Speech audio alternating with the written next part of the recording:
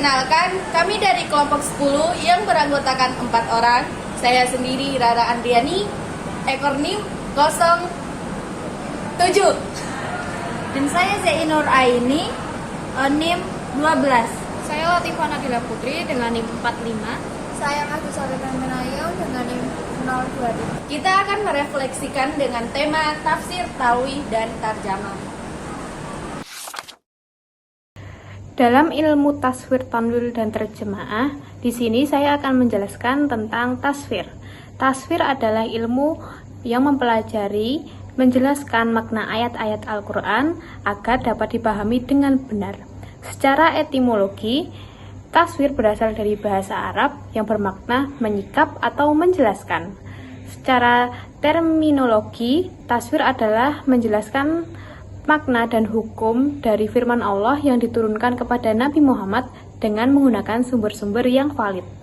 Macam-macam taswir berdasarkan sumber penafsiran. Yang pertama adalah taswir bi al-mutsar, penafsiran yang didasarkan pada riwayat atau atsar, yaitu penjelasan yang dinuklin dari Al-Quran, hadis, sahabat, dan tabi'in.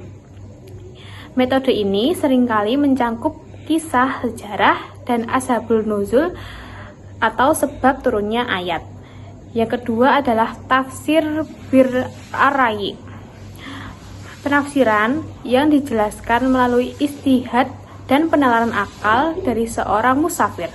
Metode ini digunakan ketika tidak ada riwayat yang menandai untuk memecahkan persoalan baru. Dan yang ketiga adalah tafsir isyari, penafsiran yang didasarkan pada isyarat dan pengalaman sufistik atau batiniah. Yang kedua adalah berdasarkan metode penafsiran. Yang pertama adalah tafsir tahlili, metode penafsiran yang menguraikan ayat-ayat Al-Quran secara sistematis, per kata atau per kalimat dari awal hingga akhir. Yang kedua adalah tafsir ijma'i, metode penafsiran yang menjelaskan makna ayat secara global atau ringkas tanpa membahas setiap ayat secara rinci. Yang ketiga adalah tafsir muqarrin, metode penafsiran yang membandingkan berbagai penafsiran dari kitab-kitab taswir yang berbeda untuk menemukan perbedaan dan persamaan pendapat para musafir. Dan yang keempat adalah tafsir mawdhu'i, metode penafsiran tematik yang mengumpulkan ayat-ayat yang berkaitan dengan satu topik tertentu dan menafsirkannya secara menyeluruh. Adapun pula manfaat ilmu tafsir dalam ilmu bidang biologi adalah sebagai landasan etis dan moral, serta memberikan pemahaman mendalam mengenai keajaiban alam serta penciptaan Tuhan. Ilmu tafsir membantu penelitian dan pelajar biologi untuk mengimplementasikan ayat-ayat Al-Quran dengan pencipta makhluk hidup sehingga dapat melihat keserasian antara ilmu sains dan sejarah agama. Yang kedua ada tawil. Tawil adalah memalingkan suatu lafaz dari makna zahir kepada makna tak zahir yang juga dikandung oleh lafaz tersebut. Tawil memiliki dua macam, yaitu tawil makbul diterima dan tawil mardud ditolak. Pertama, tawil makbul atau diterima adalah tawil yang sah, didukung dengan dalil yang kuat dan sesuai kaidah syariat dan bahasa.